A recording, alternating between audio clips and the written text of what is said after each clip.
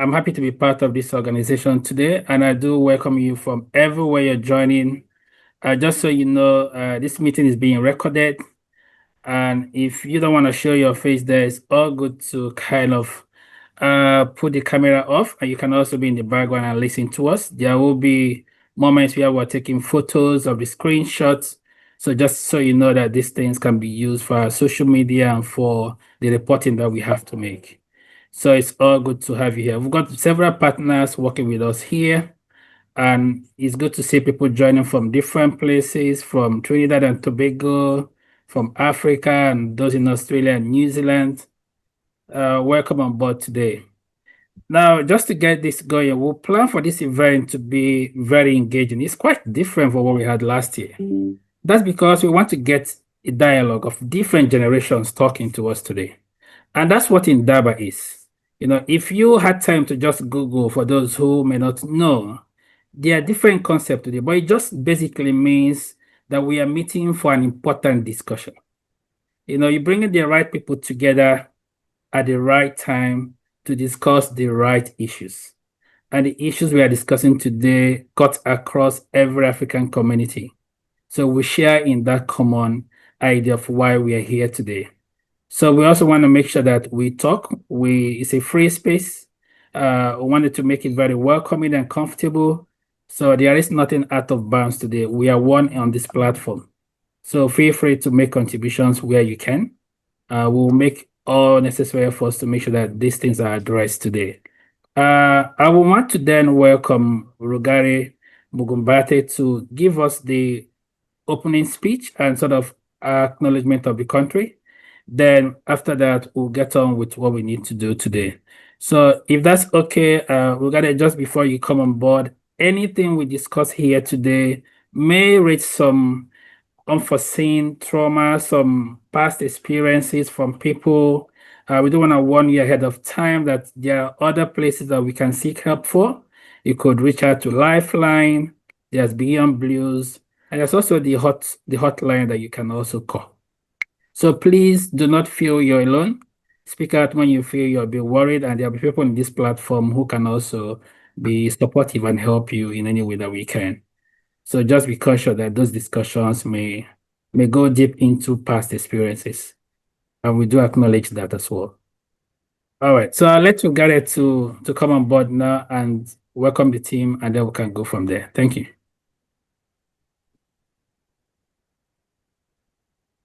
Thank you. Thank you very much, Levi, for that. As Levi said, my name is Rugare Mugumbate. I am a senior lecturer at the University of Wollongong here in Australia. I'm also a research associate, senior research associate at the University of Johannesburg, that's in South Africa. I'm also chief editor of two journals. The first one is the Africa Journal of Social Work, and the second one is the African Review of African Review of Australasia and the Pacific. So my duty here is to talk briefly about why we are here, and also to do an acknowledgement of country. So I would want to begin by acknowledging Aboriginal and Torres Islander people who might be in the meeting today. Thank you if you are here for joining us. Would also then want to give my own acknowledgement to acknowledge Indigenous elders, those in the past, those in the present, and those in the future, because it is on their beautiful lands in their different countries that we are meeting today. The University of Wollongong has got a long acknowledgement of country that is often used. I'm just going to take a bit from there, but also say a bit about the key themes from there. And I'll read. The University of Wollongong acknowledges the custodianship of the Aboriginal peoples of this place and space that has kept alive the relationships between all living things.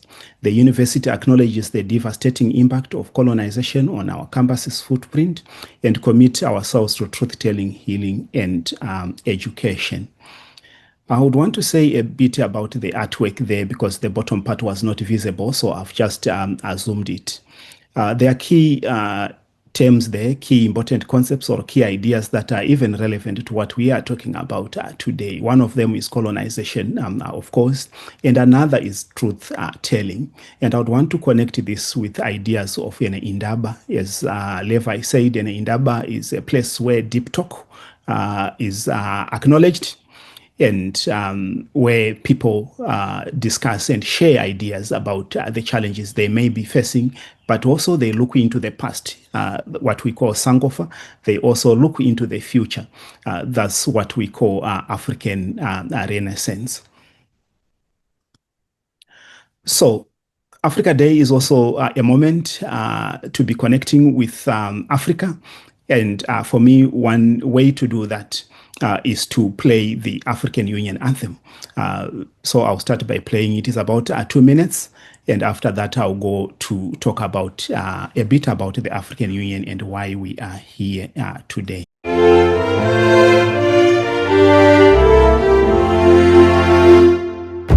Tuungane sote na tushereke pamoja ushindi kwa ukombozi wetu.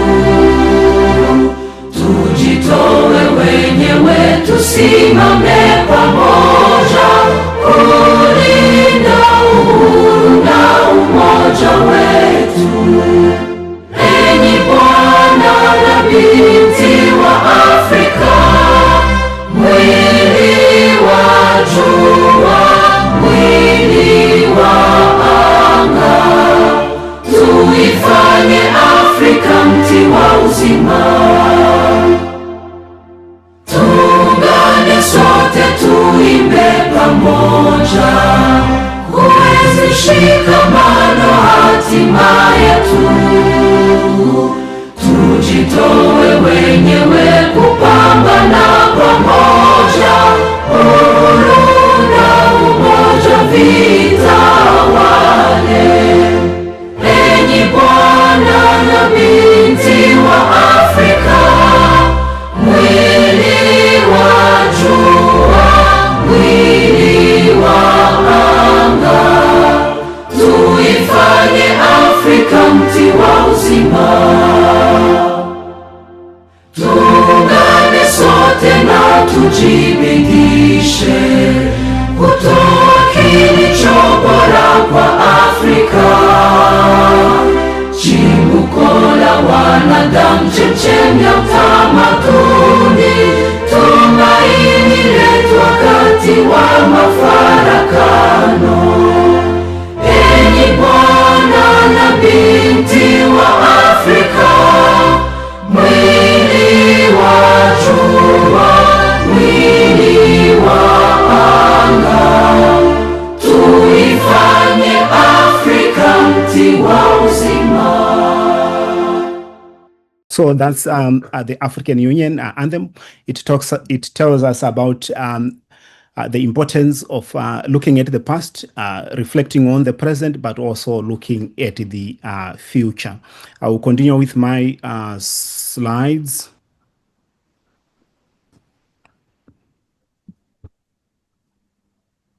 So there are many ways to commemorate or to celebrate the African Union. For us, we have chose this Indaba. We also did it last year, and we will be doing it again next year.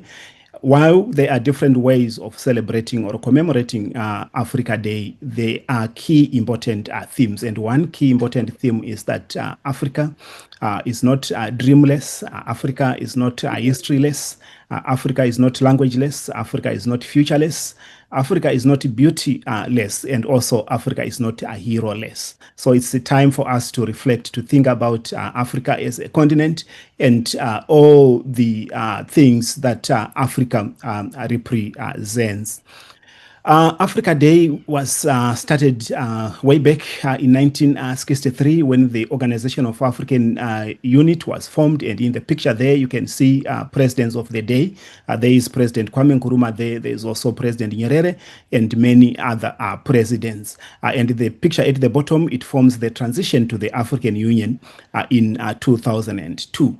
And why is the Africa Day important? It's important because it raises awareness about African Pan-African ideals, African history, but also it helps shape the continent's journey towards social, economic, and political development. It is a day for celebration, but also a day for deeper reflections for the sixth region of Africa. And who makes up this region number 6 of Africa? That's the African diaspora.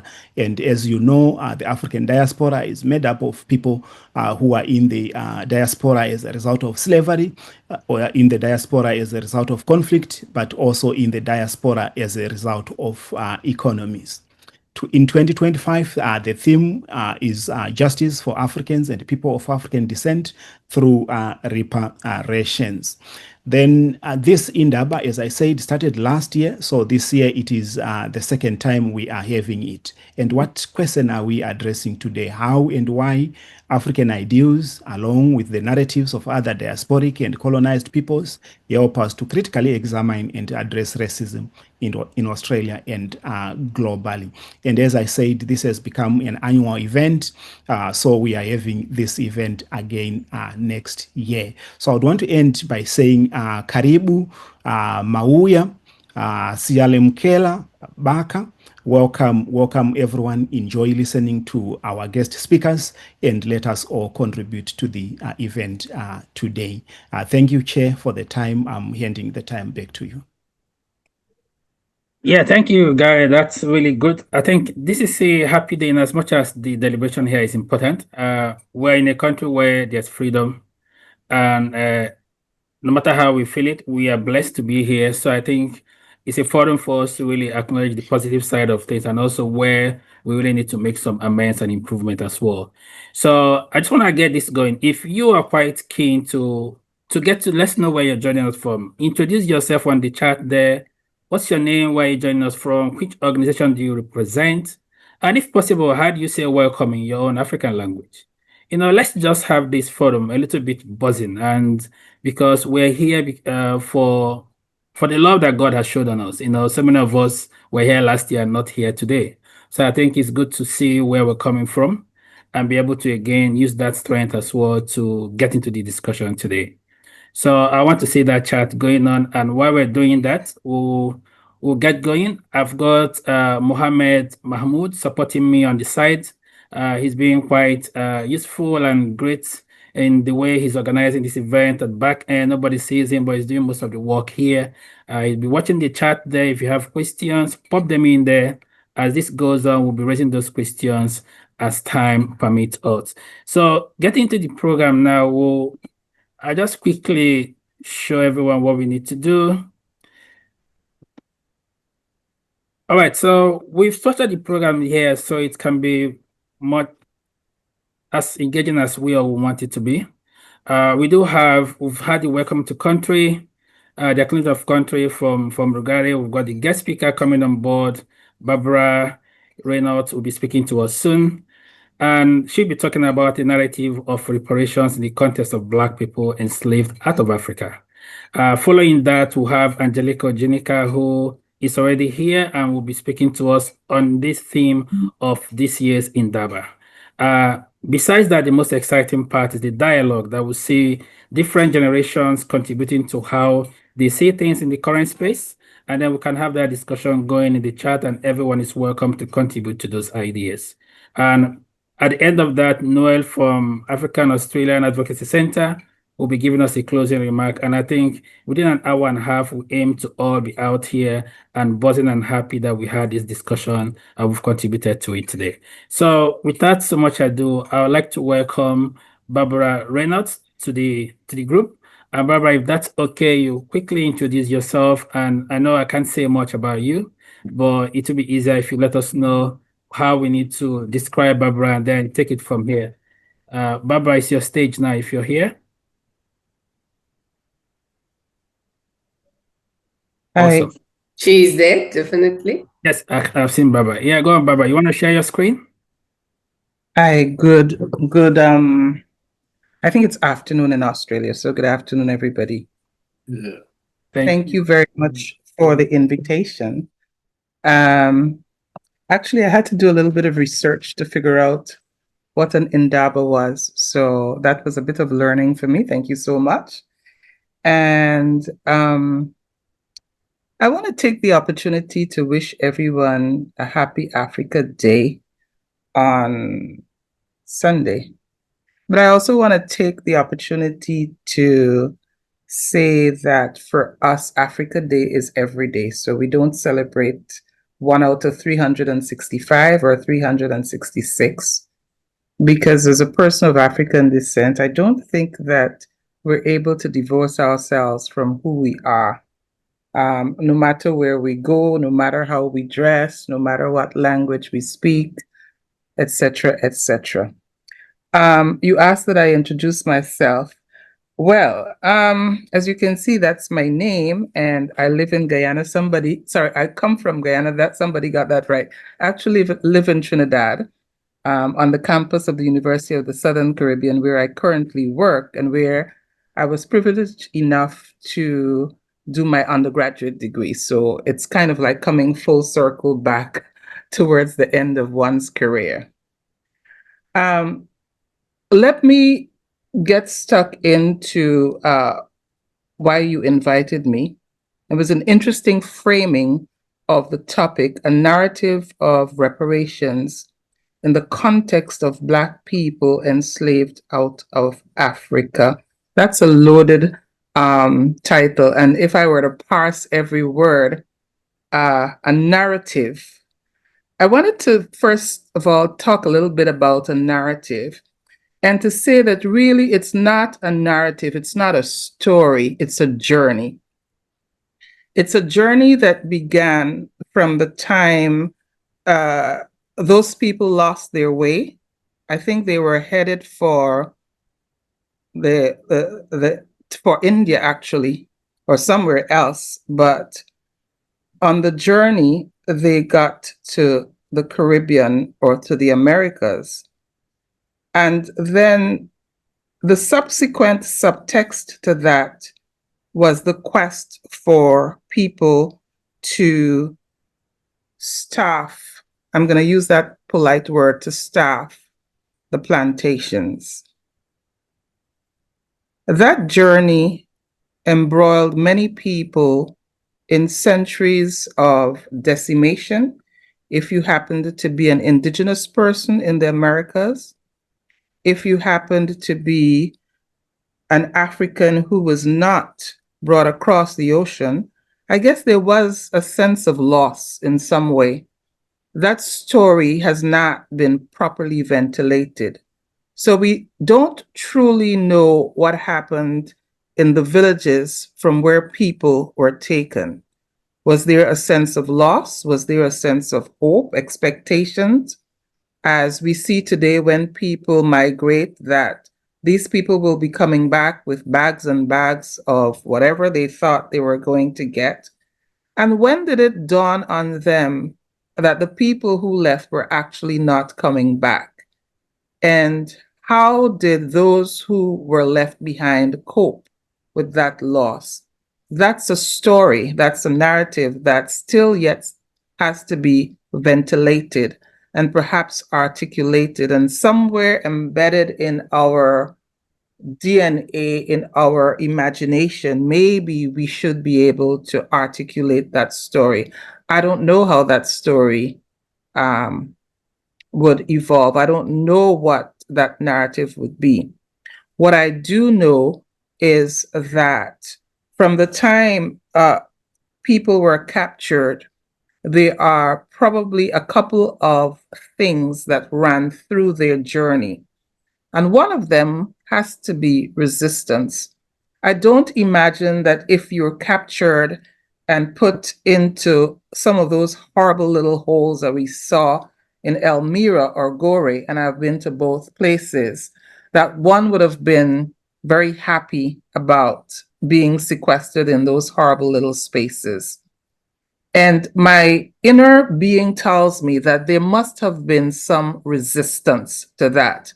I don't know what the resistance was. I don't know if people tried to fight.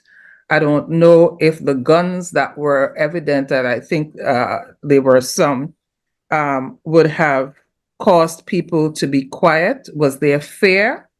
Was there a sense of anger and frustration? We don't know. Those stories are buried in our DNA. And then following that resistance, there had to be resilience. Now, I don't know about you, but those places were pretty horrible. And for one to survive, one had to be particularly resilient. And so that's where that word narrative comes in, I think, trying to unpack in our buried psyche collectively, what was that like? And I don't think that the stylized movies that have come out of Hollywood truly tell the story of the pain and anguish and anger that must have been so much a part of that experience. Several years ago, when I was evacuated from Angola in 1992, we were evacuated on a Russian Antonov cargo plane. Because it was fairly intense conflict that weekend when we were evacuated, the plane flew just above the treetops. Now, if you're sitting in a Russian Antonov plane, which is a cargo plane that has no seats, no seat belts, it carries cargo, but we were all dumped in there. And I remember for the duration of that trip, there was somebody's foot near my face, and we did not move because we were so, I guess, traumatized by the whole war that nobody moved. And I often wondered, who was that person and what was the person thinking? Because I knew what I was thinking, but nobody dared to talk. I kind of imagine that that journey across the Atlantic was X times so much worse than that, because we knew when the convoy stopped at our door, we knew to be prepared. The radio had told us when they were on their way. We were supposed to have a little bag of, the essentials to take with us. And the idea behind that evacuation was that we were fleeing conflict and that we were going to Namibia, which was our safe space at that time. Imagine if you were the kinds of thoughts that were going through the minds of those who had been captured. I want to suspect that, like me, since they didn't capture people and the idea was to mix them up, that they didn't really know who the person next to them was. It's possible that they didn't speak the same language. It's possible that they were of different ages. It's possible that there were so many differences among them that a spontaneous conversation, a spontaneous empathy, if you were, may have been constrained. Now, of course, when we got to Namibia, there was a gentleman from Kenya on the tarmac waiting for us. He was the UNICEF deputy representative at the time, and he welcomed us with open arms. Who welcomed those people when they got to this part of the world? What was waiting for them? It wasn't pretty. It wasn't nice. The journey was horrible. One was sequestered in one's own excrement and that of others. One got ill, one got better, some died. And then when they got to the Americas, what did they meet? It was a welcome, but it was a welcome of the way we look at things when we win the lottery, as chattel, as things that we own, ours to do what we wish to do with it. And so your concept of a narrative of reparations, I think, would seek to reverse that, as it were, because the concept of reparations is about repair. It's about redress. It is about righting historical wrongs. Now, how do we reverse that? We can't. Those people are dead and gone. Their lives were permanently messed up. The hopes with which they grew up were lost forever. And that brings us to 2025. And what do we mean by reparations in 2025? Well, in 2025, reparations has a couple of classical kind of textbook meanings that I wanted to just put on the table for you. And because I like alliteration so much, you'll forgive me if I use alliteration. It just helps me to organize my thoughts. We begin with this concept of recognition or remorse, or some people might say acknowledgement and apology. And the question for us is, what is the value and utility for this recognition and remorse or acknowledgement and apology? Absent of the legal prerequisite for an acknowledgement and an apology before redress is paid, the recognition and remorse only have meaning and utility and value if they are followed by a comma and not a full stop. In other words, some king going to some country and saying, "It was bad, we apologize," is meaningless if that's a full stop after that. Now, if there is a comma, which there should be, then we begin to look at things like, how do we repair our ways of being and living and knowing and living together? And why is this important?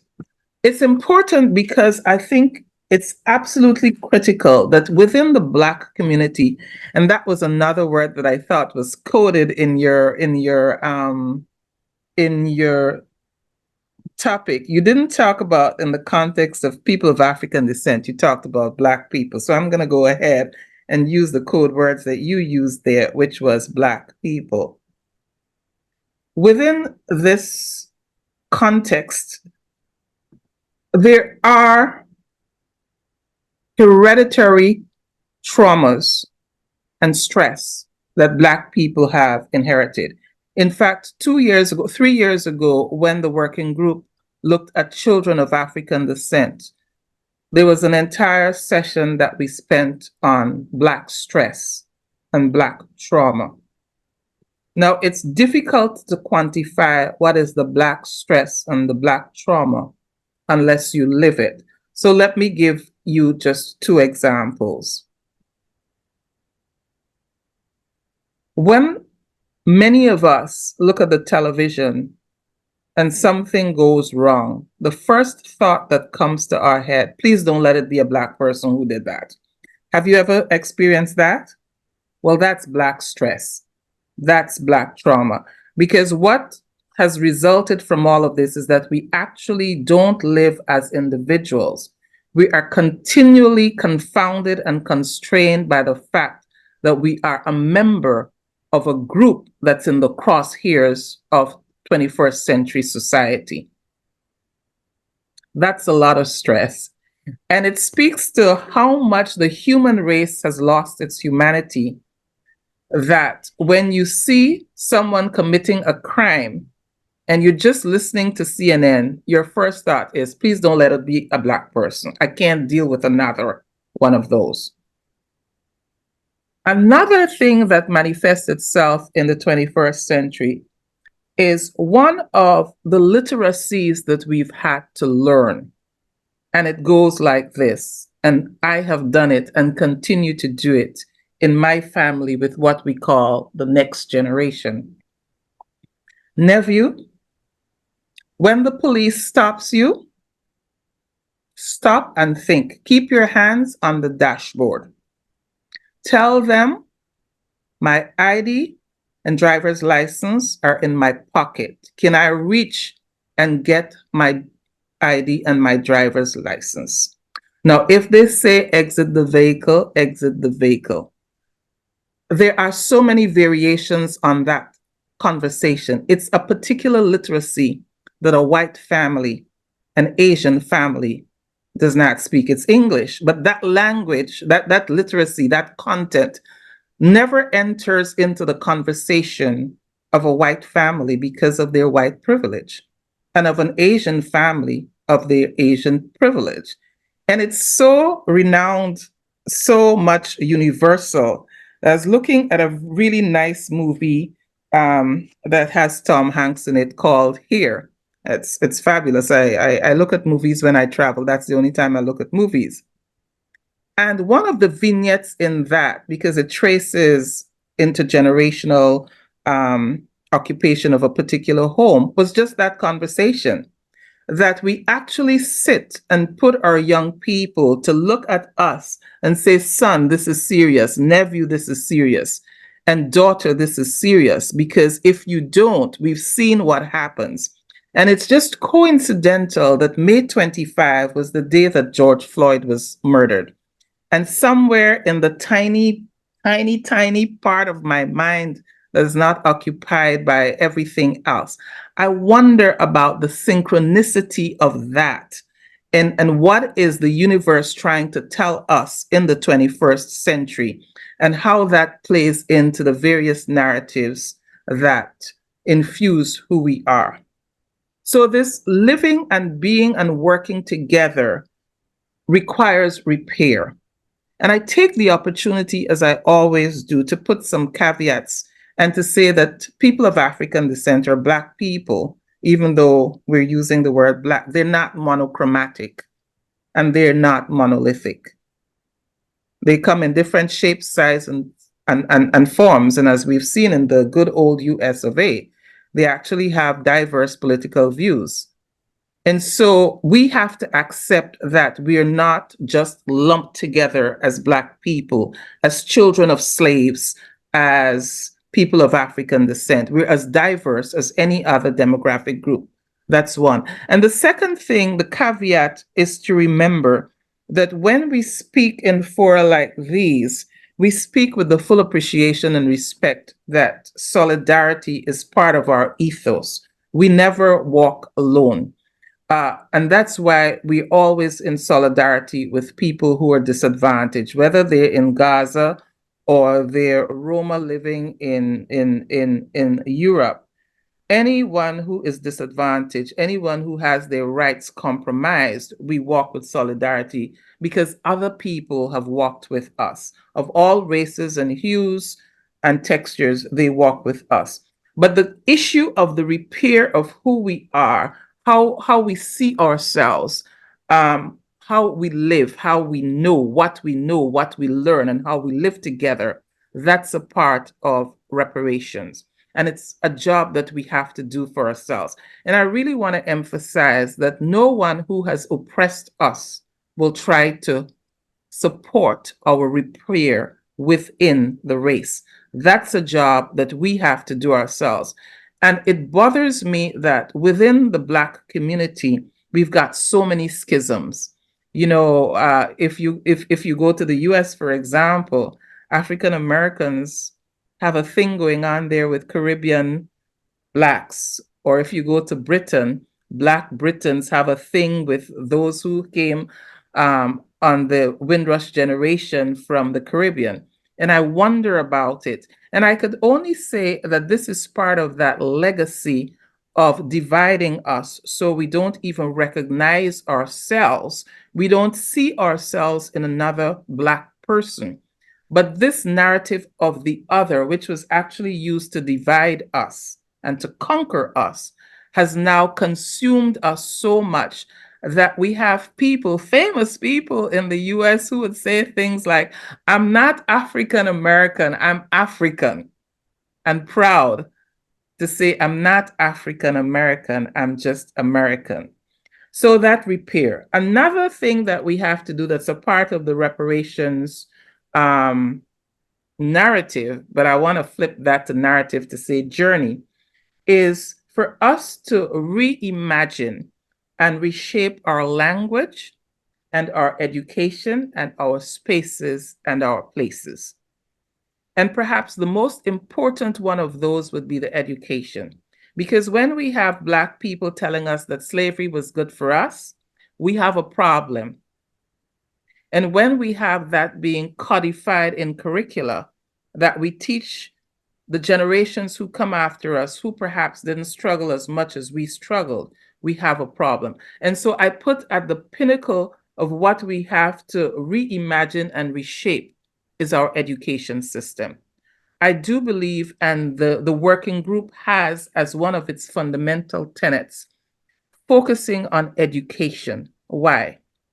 Because I'm educated, that's why I'm on this platform this evening. Not because I'm smart, not because I'm dumb, not because I'm fat or slim or tall or short. In fact, you guys don't even know how much I weigh. You don't know that I'm overweight because you can't see me. The only reason you could see those little square hair is because of my education. Okay? And therefore, for all of you, and there are basically two big groups of people in Australia, those who came as refugees, and God knows what's happening there, as our working group visit amplified, and those who were privileged to go to Australia as graduates to do graduate studies. And so in your opening remarks, Rugaro, you talked about how fortunate you are. And that's something to be thankful for. That is so true.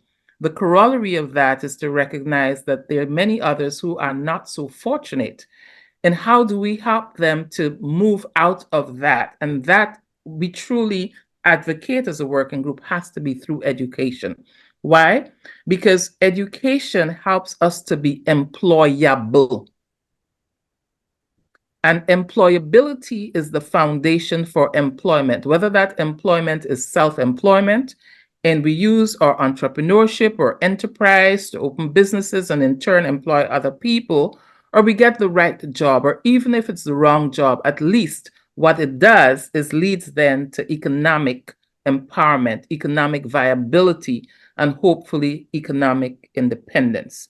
One of the things that I continue to say with us Black people and the work we do, that there's a kind of internal dissonance that we have to go to people who have oppressed us for grants to have meetings like this, to have workshops like this, to do research about ourselves, because as a collective, that wealth was leached out of us. Now, I know as individuals, we're all wealthy and all of that, but we're still going to the NIH and CDC. I don't know if they'll ever have enough money now to give grants, or USAID, God bless their souls. Nobody knows what will happen there, for grants to do our research. And so this nexus, this continuum of education that is the foundation for employability that leads to employment, including self-employment, that hopefully results in economic empowerment, economic viability, economic independence of Black peoples wherever we are, is non-negotiable. Now, I used to think when I was younger that political independence was critical, but what the world has taught us is that economic independence actually buys political power. Now, I'm not going to call the names of any countries, but just look on CNN and you can see what I'm talking about. These days, we could actually buy elections. We're guaranteed if we have a couple of $100 million, which we don't have, because I knew if you guys had a couple of $100 million, you'd have done a lot of other stuff. Is because of these couples of hundreds of millions of dollars that we're seeing some people run some countries.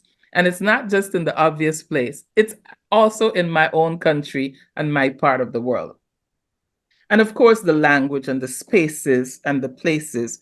In terms of the spaces and the places, this is a journey that will play out in different contexts. There is no formula for it. I mean, some people are happy to leave the statues there as a marker so that we don't forget, and other people just want to pull them down. So that's contextual. And then the last two things would be the restitution, the financial reparations. And some people are very, very concerned about repatriating to Africa. There's a whole group of persons who see this as the foundation of reparatory justice. the right of return 4 centuries, 5 centuries later to the continent. And very, very importantly, the return of artifacts and assets. Now, if you work in a museum or a library, you know that they're full of loot that was stolen, things that are in basements that have not just financial value, but again, buried in our psyche is the loss of our own patrimony. And the return of those is necessary. And then the final one, I think, would be the reform of laws and institutions and policies and structures. And why is this necessary? Because one of the fundamental tenets of reparations or reparatory justice is the principle of non-repetition.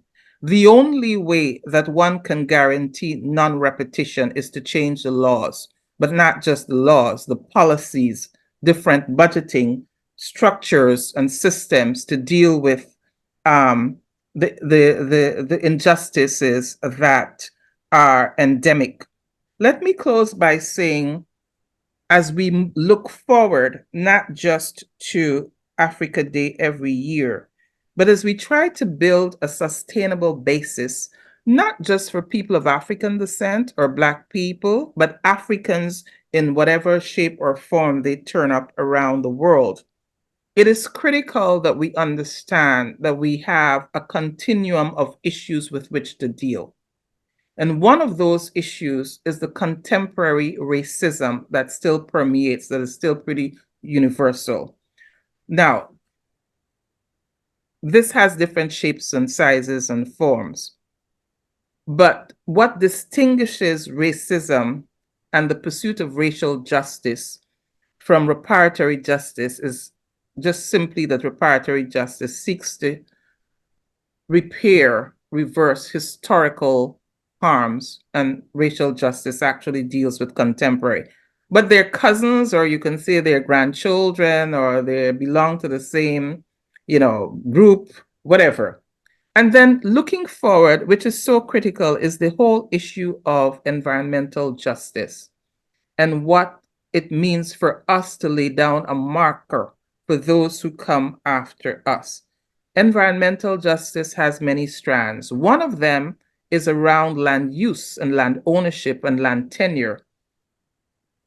But there are others around the right to a clean and healthy environment.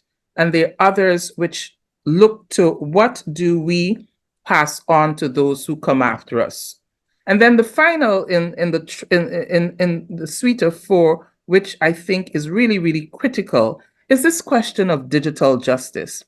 And last year, our 2024 thematic report was on digitalization and AI and what that means for people of African descent, and how algorithms are developed, and what do they mean, and what are the implications, and how are embedded codes so prevalent that some people will go to the bank and get a loan and others will not, and everything that comes out with it. It's not just the chatter about, the nasty slurs that people hurl at one another. Yes, that's hurtful, but even more important is how digital justice has consumed the world. And I hazard a guess that it's not inconsequential or just by chance that those who surround the current government of the US are the technological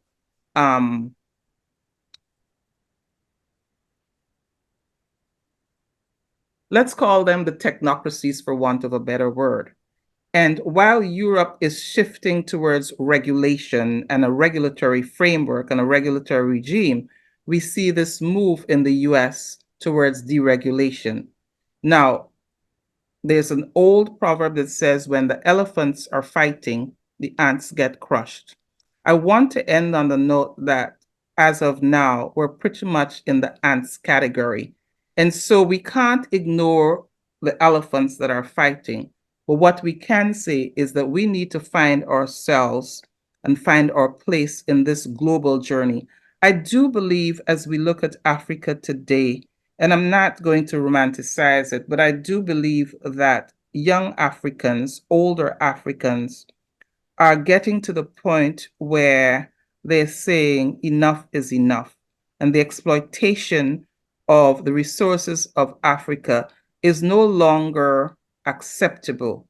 Now, where we go from here is a story that is still to be told. Thank you very much. And thanks for the invitation to join you today.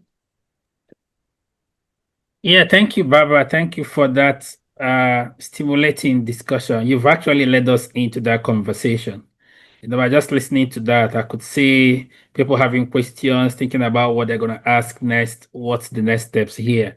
That was really mind-blowing, and thank you for that elaborate chat. And I know you're staying back, I guess, because there'll be a forum where all of us can engage and bring these things all to the surface and talk about them. So just while we're waiting on that, please do think about questions, because the conversation is going to involve everybody. Everyone is part of this. I will want to invite Angelica Ojenika to kind of step in and talk about the theme of today. And after that, briefly, Katomi will lead us into that discussion, and it will be a buzzing time for everyone to kind of dive into the questions that we'll be asking ourselves for quite a while now. So Angelica, if that's okay, I want you to go on now, introduce yourself, and then take us to the next stage. Yes, sure thing. Thank you, Levi. And hello, everyone. My name is Angelica Ojenika Salakis, and I'm joining from the very rainy but beautiful lands of the Baramatigal people of the Darug Nation, whose cultures and customs have always nurtured this land since the dream time. And that's something that we should, in the nature of the theme and this conversation, ground all of our conversations. And I know in Australia we've had a very interesting time when it's come to talking about acknowledgements or First Nations people, and so it's with that and that I do this acknowledgement in the spirit of the fact that we're having a conversation on justice and reparations, and acknowledge all First Nations people who are in the room today, and pay my respects to elders past and present, and acknowledge that sovereignty has not been ceded on this land. And part of talking about this theme comes the conversation on the relations that we have here in Australia, but I'll touch on that a little bit later. I want to thank Barbara for what you shared just then. I just kept internally clapping and smiling, because you pretty much knocked out all the half the things I was going to even share myself. But I guess to this kind of conversation, I wanted to really talk about something that's been raised a lot for young people, particularly living in Australia who are African, who are Black, and that's the challenge of connection, and that's the challenge of justice and what that looks like. And observing what we've seen from our, across generations, and the challenge of intergenerational connection and conversation to address this theme, but then also the opportunities for that as well. And so I'll be really quick, because I know we're going to try to get into the conversation, which I'm really excited for. But I wanted to start, just by saying we often speak about history, and we often speak about it in a way that's quite static and behind us and disconnected from who we are today. But it's very clear from what Barbara has shared, and also from what we know, that history, that disconnection is not unintentional. It has been intentional, from the many systems that have been already talked about, designed to sever the roots, to rip families apart, to erase knowledges and customs and roles and kinship and spiritual worlds, etc. And that legacy is something that of that legacy of systemic racial intergenerational violence is still with us, and it's not just in the structures that are observed, but really just our everyday sense of self. And that's something that amongst in some of the work that I've done, and also in the groups and communities that I'm within, that we're often talking about and reckoning with, and particularly for young people, talking about feeling disconnected from the past. I want to kind of distinguish. Disconnected doesn't mean lost. That's a really kind of key thing, that those two things I believe are different, but really disconnected from having to navigate the consequences of centuries of erasure. And so that's why I think this theme really speaks, if we're talking about justice, if we're talking about racism in this country, we have to have a conversation around reconnection, around resistance, around almost like a political, cultural, and emotional homecoming for all of us. And so there's a role for us within the diaspora to really speak to that. And I think it's one of the incredibly untapped strengths of our communities is understanding the connection between the diaspora and the continent, and speaking to, and speaking to displacement, scattering, and rupture, but also how diasporic communities, we are longing to be a bridge, we're longing to have that connection. And so, if I can give an example of this conversation, recently I'd started a mentoring program with young African women here living in Australia, but also connecting to people who have had established careers within the Australian context and within other contexts as well. And everything that Barbara has mentioned is something that was a yearning that a lot of the young people spoke about, a yearning to have to address the scattering, a yearning to address the lack of empowerment, not that they cannot empower themselves, but rather the access to and the ability for economic empowerment. So what Barbara mentioned there is incredibly important, and probably the thing that keeps coming up, but also addressing how much despair and how distressing it is to experience a sense of your dignity being stripped away each and every day. And that's actually, we're seeing that from, young people as young as 18, even younger in children, who are seeking that connection and seeking to understand from older generations, how do you navigate that? And so this need for there to be like this diasporic mentoring and intergenerational knowledge sharing that's grounded together in, as a bridge is, and intentionally centering, African ways of knowing or Black ways of knowing, is something that is a collective roadmap that a lot of communities and young people are asking for. And it's not about this idea of trying to save people, but rather finding a way to actually move forward together, and in that keyword, solidarity. So I guess to this theme, a lot of the future around this theme lies in exchange, lies in intentional reconnection, in listening and learning, and in realizing that our struggles are interlinked, but so are our opportunities as well. And I know that technology was touched on a little bit, and I'm not going to pretend like I'm an expert when it comes to the role of AI or technology. But what I will say is that what we can see, and to the points that have been raised around education and technology, is that these systems continue to be designed without us in mind, and are a deliberate continuation of our knowledges, our ways of being ignored, and actually using, education systems, or choosing to deliberately not provide education to certain populations, or to build technology without, to the detriment of, our communities, is a continuation of that colonial project, a continuation of colonial assumptions that are embedded within these systems. And so young, African Black people, they're, often left out of the design processes. They're often left out of or erased from our digital infrastructure, but yet still we observe that there is a lot of, innovation and conversation and understanding that there's we're almost at the brunt of like a algorithmic racism that we're experiencing at the moment. So that is also what we have to grapple with as well. But again, there's an opportunity for technology to be a tool for us to connect and to really reclaim that. And so we need to actually invest in that space, invest in what it looks like to have our communities intergenerationally, as technologists, as designers, as coders, as storytellers, as dreamers, at the center of that. Because if we're not at the table, even within the data digital sphere, that's also a problem for us as well. I kind of want to speak a little bit to Australia, and that the Australian context is an interesting one, of course.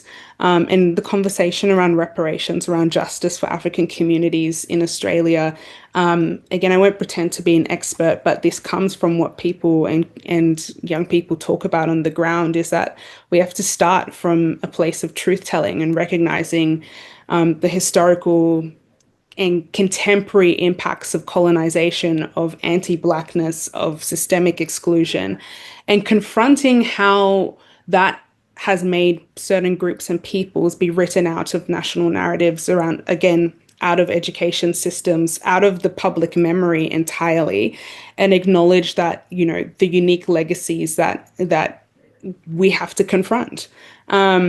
You know, reparations also can take tangible forms. And one of the things we are still grappling with in Australia is understanding immigration justice, you know, the way that we redress our systems when it comes to how we've gotten here, how our lives here as migrants. And that long-term investment in the supports and the systems that we need. That is a tangible thing that we have to continue to, again, speaking to Barbara's point, continue to advocate for.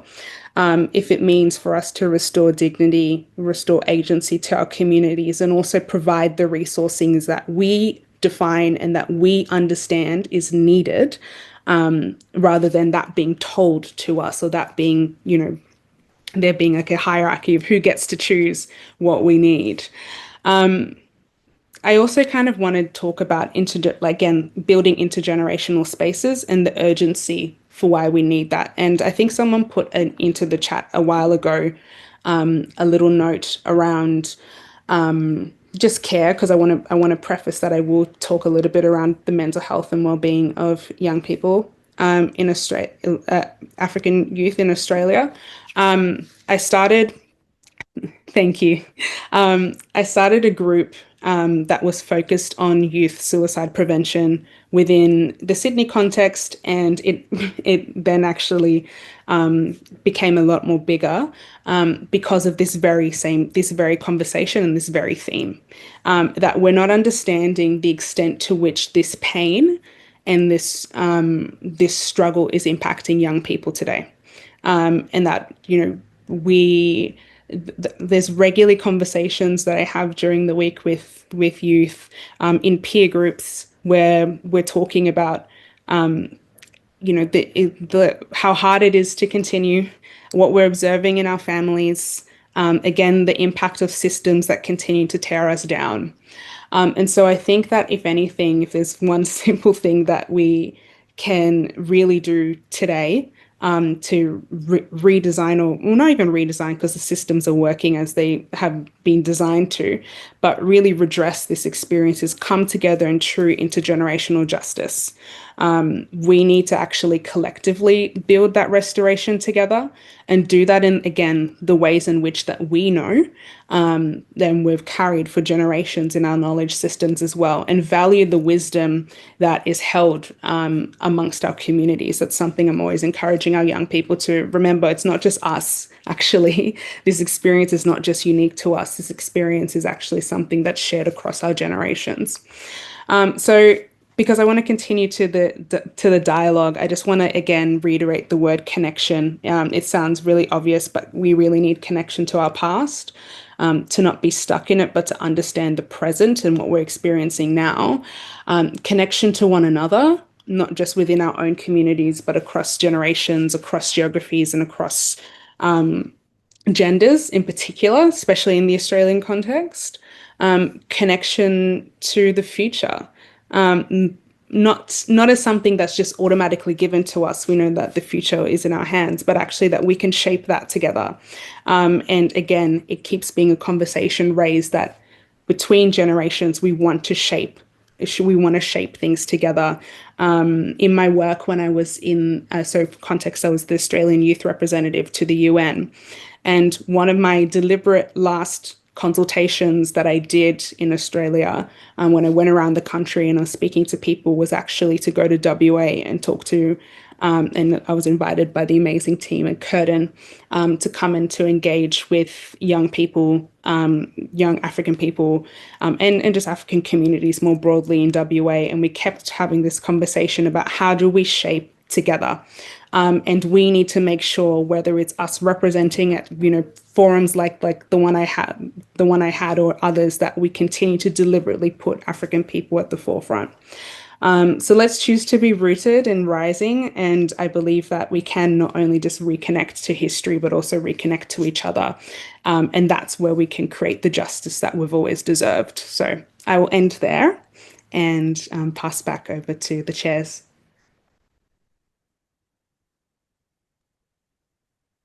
Yeah, thank you. Thank you so much, Angelica. That's really good. I think we met last at the ABC event just at Western Sydney the other day, and really good to see you again today. Look, we've all come into that discussion where in our mind there's so many questions that we have. We're thinking of how do we start that discussion. So I would like to welcome Associate Professor Katomi Gaturi to give us that insight as to how do you want this discussion to go. How do we want to tackle this? What would be the areas that we'll be looking at? Want to go out of here having the next steps as to what can this group start doing to change things? From our little space, what can we do? And I'll just quickly share the slide as to what that discussion will look like so it can guide our discussion going forward. And feel free to chip in whenever that discussion is on. It's a safe space for all of us to kind of dialogue and tell experiences and see how we can move on with that. So we did start with the first question as a young person or adult. How do you make sense of what Barbara and Angelica has said today? These are all things. What are you thinking about? How does that relate to you? And I'll allow Katomi to jump into this and give us a brief chat, and then we can get this discussion going. Thank you so much, Levi. And thank you, Barbara and Angelica, for sharing those insightful thoughts with us. It's really encouraging to be in a community of people who are seeking to understand our journey, to understand our present, so that we can be self-determining about our future. One of the things that I thought would be really interesting to pick up from what Barbara and Angelica said is the importance of creating our own sense of knowledge making. Because there's a very interesting Yoruba, I don't know whether it's Yoruba or Igbo saying about, when if it's the lion telling the story, it will always tell it from the perspective of the hunter. But I'm actually interested in hearing about the antelope, and what his perspective is. Its perspective is because it'll probably tell you about the incredible insights of, survival and determination. But if we only hear the story from the perspective of the lion, we'll only get to hear the story of the hunter.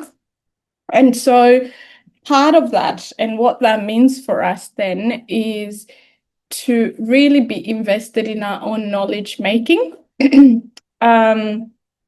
Levi, if we could remove the slides a little bit for now so I can just see everybody, and then we'll bring that back to the screen. So the importance of knowledge making so that we can actually determine what our future is going to be like. One of the key things that we know we've been faced with as Africans in this continent is being told that we have to use other people's knowledge to determine our experiences, but there's no literature, but there's no data, and there's no this, but I want to encourage all of us to tap into the way that we produce and also consume knowledge, because that's how narratives are produced. By what we consume is what we produce as well.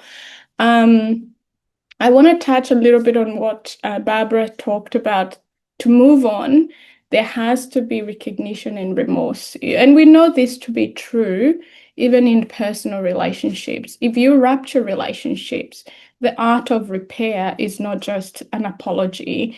It is an apology and, this is what I'm going to do to make sure that this is not repeated. But also when we do not understand that past and the present, we Africans also reproduce the same harm in our own communities as well. And that's why it's so important for us to be able to understand, why do we think this way? Why do we feel this way? Because it helps to put us in a more, position to be able to change things that might not be empowering for our own communities as well. There's also been conversations today about the concept of Black stress and Black trauma, and that's incredibly important that we understand what does it mean to be to carry what Virginia Mapendezama talks about, the burden of Blackness. What does it mean to actually live in a body that is not completely, but almost always burdened by stereotypes, and the weight of carrying, those stereotypes and those biases, and using a lot of your energy, not just to do the good work, but almost always to counter those negative stereotypes. The burden wears on the body. It weathers and withers us. It tires us. It's fatiguing. As a psychotherapist, one of the things that people often tell me is, Thomi, I feel so tired, but it's not physical fatigue. My job is not hard. I've got good relationships. I've got good relationships with my parents, with my friends, but I feel like my spirit is tired. I feel like my soul is going through it, and that is what we call the racial battle fatigue. It's the cumulative stresses of living in a very negatively racialized environment. And even when you yourself might not be going through those experiences, you're observing other people who look like you be killed by police, be incarcerated, be humiliated, be shamed, and that you have to cover yourself and mask yourself so that you don't go through those same indignities as well. So that's what we mean. So for those of you who have the capacity to be able to create solidarities and communities of healing, it is important to understand what our bodies carry every day so that we can understand how we can undo the harm that we carry in our bodies. But I don't also want us to go around thinking that it's only Black people who carry intergenerational trauma. Like that is the hill that I want to die on, because I don't think we get to just carry what was done to us, and the people who did it don't carry any kind of trauma from raping and killing and colonizing and genociding. That's not something that I want for us to take and say it's only something that we get to experience. There's also the stress of the person who causes harm to other people. And I think that's also the conversation we need to start mirroring back to the dominant group, that if I carry this stress, you also have to acknowledge also the stress that you also carry of having to continually harm other people. And so psychotherapeutically, you can't be whole if I'm not whole. That's the Ubuntu principle. So if you're participating in harming me, you're also harming yourself. So I think by saying that, it's just being able to say, let's not just think that we are the only people who are affected by carrying the trauma of a community that is harmed, or a world that is so injured through white supremacy and through colonization. The people who do the harming, I think, also have a responsibility to have this conversation about their own intergenerational trauma of coming from ancestors who have caused so much harm and damage to the world. So that's one thing. The last thing that I want to say and wrap up this conversation to invite the dialogue now is what to now. I like speaking about some of the things that we've experienced as a community, both academically and as a clinician, but some of you might be aware of where my work is now moving, which is about racial dignity and which is about dignity-led solution. So you will see that we've launched that framework. I really want to encourage you to just go to the website and look at those principles of dignity that we've collected from Black African communities in this country. We are no longer just going to consume frameworks that are coming to save us. We are knowledge producers, and we are actually self-determining in how we want to solve our own problems. But what I argue in that framework is that we can't have conversations about inclusion and belonging without having conversations about dignity. Nobody can feel safe if they're consistently indignified. Nobody can belong if they're often in micro experiences of indignity, whether that's through the way people look at you, talk to you, respond to you, engage with you, smile and show you warmth or the lack of it. It's really important. So I want to encourage us, even as we are moving forward, to start thinking through that strength-based perspective that our Ubuntu philosophies often talk about our dignity as a people. This is your sense of personhood, your sense of human beingness. This is not something that another person should and can take from you. You have a right to defend it. You have a right to your dignity. And racism is an assault on dignity. You know, I keep saying that when you are born and you are declared human, the doctor didn't say you have safety, you have belonging. They said you have dignity. That's what the UN Charter of Human Rights says, that it is inherent, it's indivisible, it's immutable, it's undebatable, it belongs to you. So what does it mean then for some people to have dignity as a given and some people to have to fight for it every day? So there are some principles there that I've put on the website. If someone can share it on the chat, that would be good. www.ratiodignity.com, and you can see those principles there around to have dignity, you need to be humanized. You need to be seen as a person, to be thought of as a person, and to be treated as a person. You also need to be cared for and to be cared about. You know, Black people talk about this all the time, where they often care about other people, but they don't feel that they are at the list of priority. Systems that care for them, people that care for them, and things like that. We need respect. We need to be valued as a community. We need agency and autonomy. We need self-determination. We need access to our full selves, not just covering the parts of us that we think are unpalatable to whiteness, but being able to exist fully as a complete and full human being. So on the website, you will see that there are 10 principles of dignity, which you can start thinking about your own repairing process internally before we go into the systems.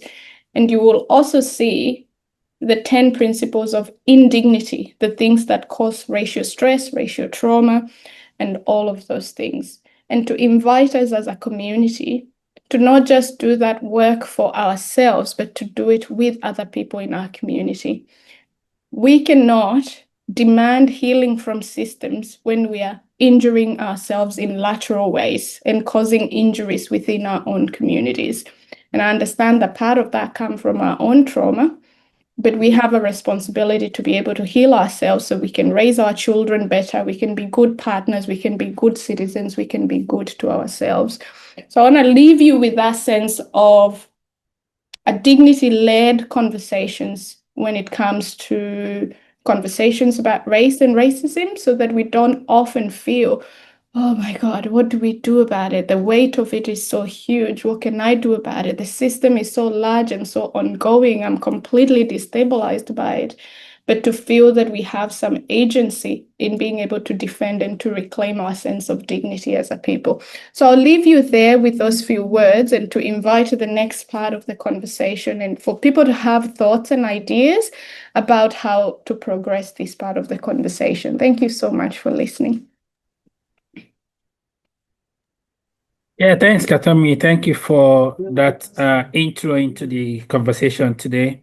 And that's really good. Look, we've intentionally invited different generations here. There are young people, there are some of us who are younger and a little bit middle-aged.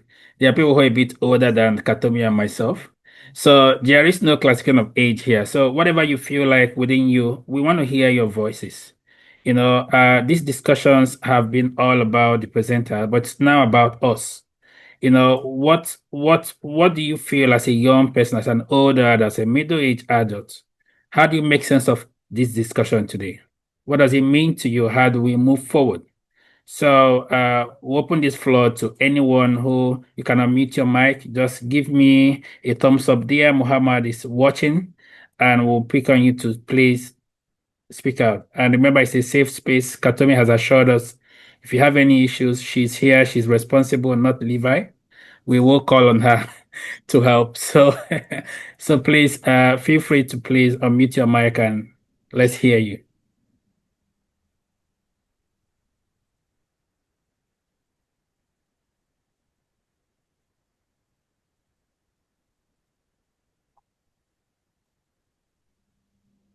Yeah, thank you, Muhammad, for putting that in here. So we do know this conversation might be hurtful for some people, may bring back past memories. Please, there are areas that we can also help. There are resources available to us. Reach out if you feel any different from what it is now. So if anyone wants to unmute, that's fine. It's a safe space. Tell us what you feel about the discussion today. Your experiences, storytelling is why we're here.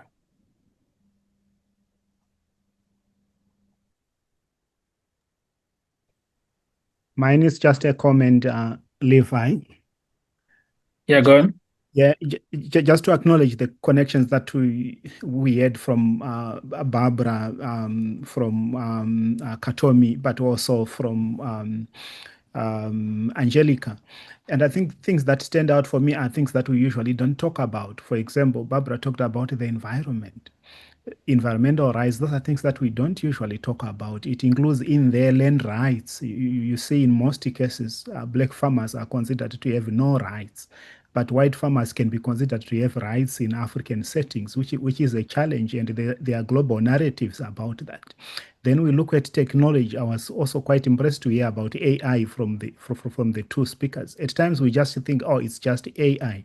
I'm just going to use AI companion to record this. It's just a simple technology, but embedded in it those colonial narratives that were introduced years back, and they continue to be introduced to us unknowingly. So it's good to hear all those connections, but also more importantly to say what's next, what could be done. I think that was the message from Katomi. I think it's really interesting, and it joins the younger and the older and the coming generations. So thanks, presenters, for that. Yeah, thank you, Gary. I've got Angelica's hands up. You can go on now. I just wanted to very quickly also acknowledge that, yeah, because that's also what stood out to me in what Barbara shared and around the environment. And an example I can give of conversation, why we need to have that kind of knowledge sharing, as a powerful tool between, wherever we are in the world and between us and the continent, is, of course, on the continent, we're seeing like the realities of, environmental injustice all the time, whether it's in farming, agriculture, in, the inability to access like land, in land degradation. I always forget how to say the word. But I remember having a conversation here with young people, young African people, as part of it was like a youth consultation feeding into some global UN conversations that young people were having on climate. And yeah, the young people just said climate environment is not relevant to African people like here. And it was striking to hear that directly from them. Of course, I cannot, that's not homogenizing all the young people and all their views within Australia. But it came up again, actually in multiple conversations around the priority of environmental justice in the conversation here within the diaspora. And so I think, Barbara raised that example so poignantly as an example of why we need to continue to talk between each other, why we need to continue to share our understandings of these things, and as we move and as we kind of go to different places, because if we're having different kind of perspectives on things to do with environmental justice here from the lens here versus, on the continent, that says a lot about where we move forward, and probably doesn't move us forward anywhere because we're not hearing from each other. So yeah, I just want to acknowledge that kind of point. And that I always use that example because it still sticks with me to this day as such a powerful example of what happens when we don't understand each other or don't speak across, divides across seas. So yeah. Yeah, and thank you for sharing that. That's really a great insight as well to many of us. Muhammad, I've got your hands up. Do you want to go? Yeah, I just think what I'll just say about this is like, having, I'm currently a researcher in this area. And the more I go, the more I kind of feel like, especially around, the importance of storytelling. And also some of the things I've come to realize is like, it doesn't matter who you are in this country, and it doesn't matter how highly placed you are. You kind of have your own kind of experience when we are talking about something like this. And I think, it is very important for us to tell our stories and also to kind of like, let the upcoming generation knows about, sometimes we might think like, not talking about things we help, but sometimes it doesn't help because, when we share our story, when we talk to young generation about, it's not as if like, we're going to be scaring them. But when we talk to them about like, what these challenges is all about, sometimes when things are happening in their life, they can kind of articulate the reason why things and things, because there are a lot of things, we've heard about like, the crime issues and things like that. Some of all these things are actually connected to people's experience. Like, when you get young people growing up in an environment where like, when they were young, they think we are all the same. And when they are trying to, when they are becoming a youth, the society kind of reject them. Like, that kind of also has its own effect. And I think, that's just the importance of us talking about this. Yeah. I think you have a question? Yeah, thanks, Mohammed. That's good. And I've got Madly's hands up. Yeah, thanks everyone, and for the guest speakers. One thing that got touched on was the media and how everyone obviously is worried when there's a bad news story coming up, and I'm just wondering whether there's been any advocacy to try to actually identify data a little bit more, so that for every negative story that features a person from the African community, how do we counterbalance this with all the great things that are happening? And we can't stop, I guess, events, but what we could do is actually suggest and I guess do a bit of advocacy with the media so that they understand that the stories they don't tell, which are positive stories, are actually perpetuating, if not told, perpetuating stereotypes. Yeah, and thanks, Madeleine. That's a very good way to look at it. How do we balance those negative stories with all the beautiful things that Africans are doing in diaspora? And that's really good. I've got Katomi here with her hands up. Katomi, do you want to go? Yeah, thank you. It's really lovely to hear all your reflections on that, particularly the context about intergenerational stuff. So I just want to offer some insight, but not academic, but mostly from my clinical practice as a therapist. So when people come to see me, they've probably just sought a lot of support. And when I started my practice years ago, people say to me, Africans don't go to therapy, Black people don't go to therapy. And that's a lie. That's another narrative we need to end, because that's not true. We want to go to safe practitioners. We just don't want to go to anybody. We want someone who is going to be able to understand the African context of what it means to be well. I'm kind of sad always to hear about the idea that Africans don't have mental health literacy.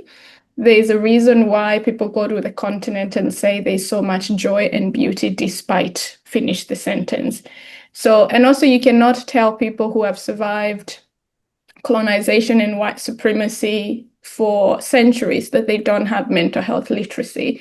It literally requires so much mental health cognition and resilience to be able to survive these systems. So, there are some of these underlying paternalistic messagings around Africans and our own literacy to some of these conversations that I think are not very helpful. We are very mental health literate. We might not be literate or embracing of the talk therapy, but we have music, we have play, we have conversations. There are so many other ways in which we look after ourselves. But I just wanted to touch based on what I've seen as a trend.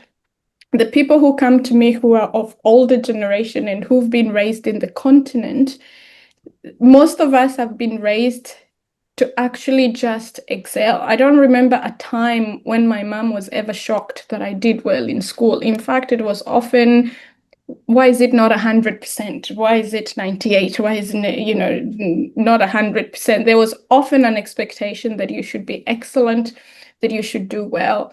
And that was coded in by our teachers, our pastors, our parents. So you can imagine for people who grew up in the continent where everybody had expectations of them were so high about their lives, and then coming to a place where there is low expectation syndrome. Oh, we are surprised that you can write, that you can speak, that you have something intelligent to say. So for most people who came from Africa with that blueprint intact, they seem to have some form of, I don't want to call it cultural resilience, but the schema has already been built in a way where there is some resource that has been put by people around you because there's an expectation that you should be this person in the community. The children who've been born here who come to see me, that's a different pattern because they've been born and raised in a place that already has low expectations on them, inserted upon them since they were very young. And so it requires us as a community to do double, triple work to be able to support those children, to be able to remind them who they are, and to be able to remind that they are a majority somewhere. So this idea of their minorities here, so that they can remember they're actually part of the global majority. There is a place in the world where the majority group. And so for us as a community to put our resources, our support around these children, and that is why sometimes there is a bit of a fracture, because when these children go to their parents who are raised in a different continent by different cultures and structures and expectations, and they say, Mom, someone said this to me in school, and the parents go, oh, just forget about them. Why do you need to worry about them? Because the blueprint is so different, but then the child feels unheard and unseen. So how can we then be able to bridge the experiences between the children who grow up here in a different cultural social system to us who grew up in the continent and we've been raised through a very different framework about how we deal with difficult situations and challenging situations, because we're a very resilient people, but our children here are growing up in a totally different example. So let's close that gap, but I think we can do that by being able to acknowledge that each group and each generation has had a totally different blueprint, and we can support each other from home so that the resources, the internal resources that our children have are not the resources that we grew up with for those of us who've been raised in Black majority continents or places. So I just wanted to add that. Thank you. Yeah, thanks, Katomi. Thanks for that great insight. I've got Martin. Martin, just for the interest of time, I'll go with Natmin and then Muhammad. We can bring Noy to round this up. We want to make sure that everybody is really geared up for the next phase of their work today. Yeah, go on, Martin. Hello, yes.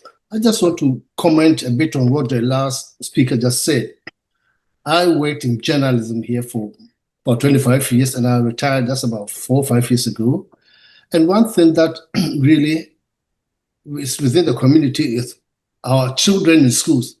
So many of them they don't have the confidence to do so many things. But one thing I noticed practicing journalism in Australia here for 25 years was that many of these newspaper houses in Australia and most countries, they go specifically to Africa, East Africa and Southern Africa specifically, to recruit very good editors, because they keep saying that that is the only place in the East English-speaking world where they teach grammar, pure grammar.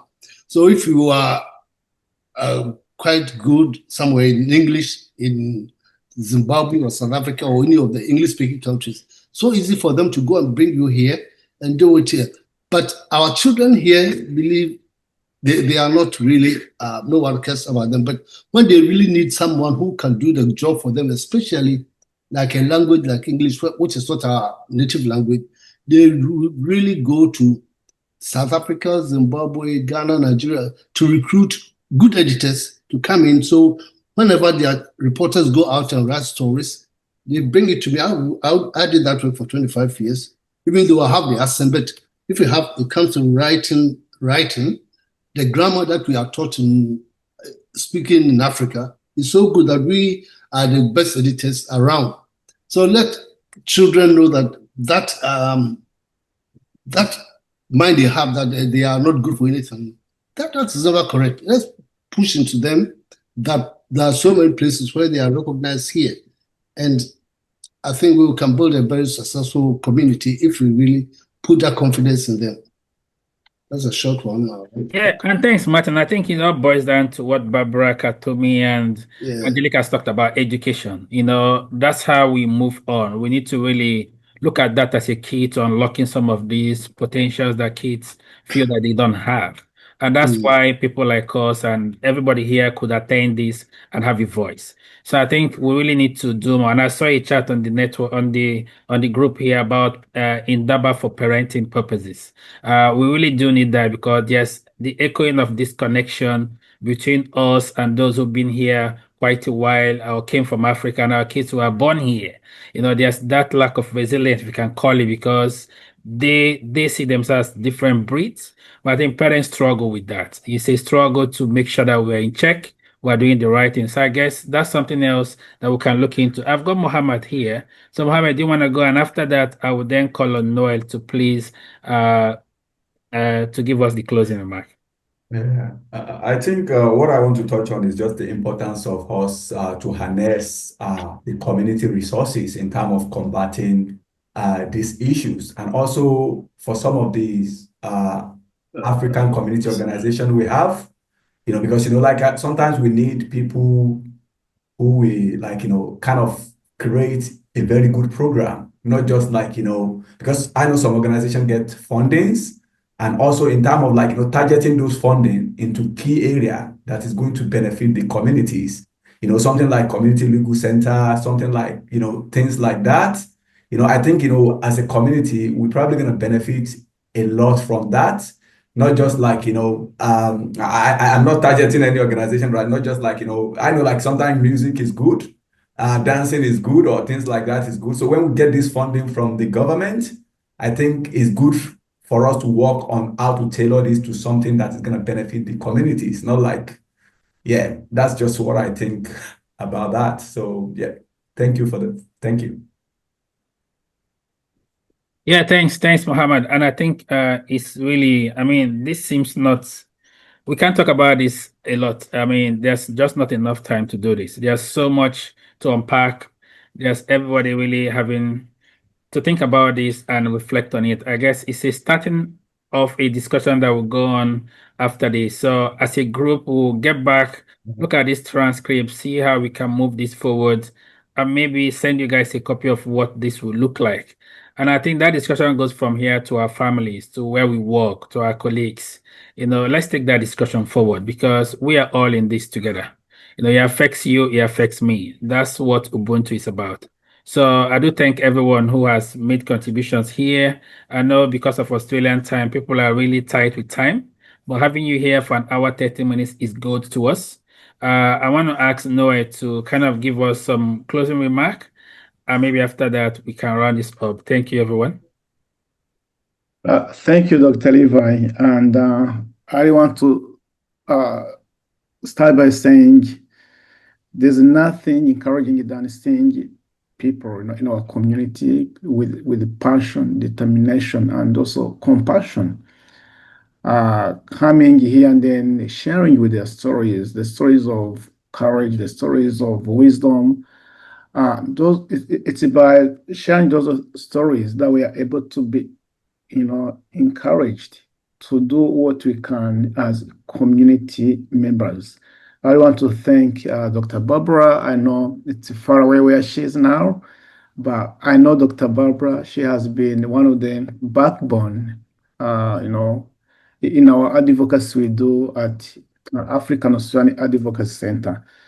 She been not only the person guiding us through, also she be the person that you can rely on. You can imagine where she's now in the Caribbean, but she had to stay awake to make sure that she makes sure that she shares this, this time with us. So of course, Angelica, I know you personally, and I'm an optimistic person. So having younger people, brilliant younger people like you, gives us, a hope. I can say that the future is bright. Yes, the Africa Day to me, also, it tells us that we are not defined by pain, because when you talk about Africa Day, we go back to history that shaped our continent. But in our advocacy, we don't want to be defined by that pain, but we all want to be defined by the strength we have, by the people we have like you guys. So that's why, as we come to the close of this vibrant and inspiring Africa Day celebration, I really want to tell you that the African Australian Advocacy Center stands with you all, and the door is open for everyone to come to work together. I'm so happy to see many partners who are in this meeting, this event today. And it is only by working together, standing together, that we will be able to shape the story, the history, the future that we all want to be, a bright future.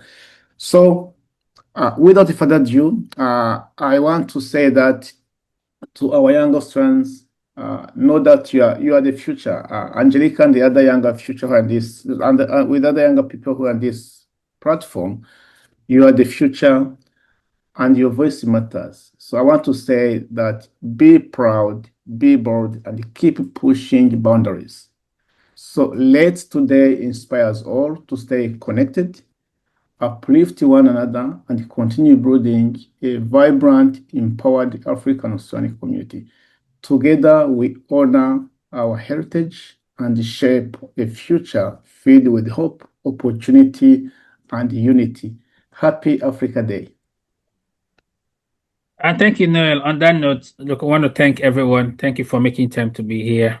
Happy Africa Day once again. Your conversation here has been very useful. It's enriched many of us.